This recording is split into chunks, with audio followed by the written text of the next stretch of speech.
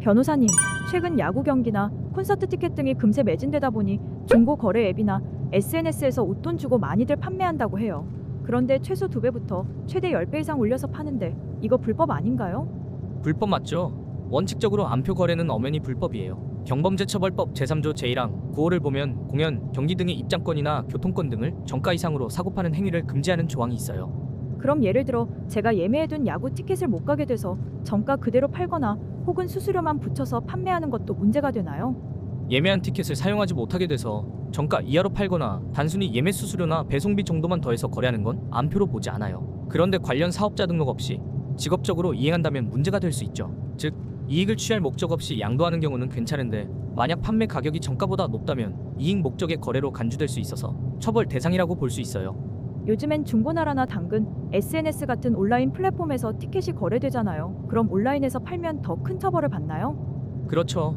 온라인을 통한 암표 거래는 형법보다 더 강한 제재가 적용될 수 있어요. 특히 전자상거래법이나 정보통신망법이 적용될 수 있고, 최근에는 대량으로 티켓을 매수해서 되파는 프로 암표상의 경우 형사처벌이나 사이트 차단까지 이뤄지고 있어요. 또 부정한 방법으로 예매 시스템을 이용하면 컴퓨터 등 장애 업무 방해죄로까지 처벌이 가능하니까요.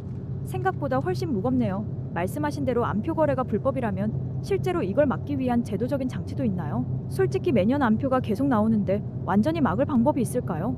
완전히 막는 건 쉽지 않지만 최근엔 기술적인 대책과 법적 제재가 동시에 강화되고 있어요. 대표적으로는 실명 예매제가 있고 QR코드 본인 확인, 공식 양도 플랫폼 운영 등이 있는데, 이런 시스템 덕분에 예전보다는 대량 예매나 되팔기가 훨씬 어려워졌다고 볼 수 있겠죠. 그리고 이번 국무회의에서도 암표에 대한 처벌 강화 이야기가 나왔으니까요. 요즘은 매크로 프로그램으로 티켓을 자동으로 예매하는 경우도 있다던데 이건 단순한 편법이 아니라 범죄로도 볼 수 있나요?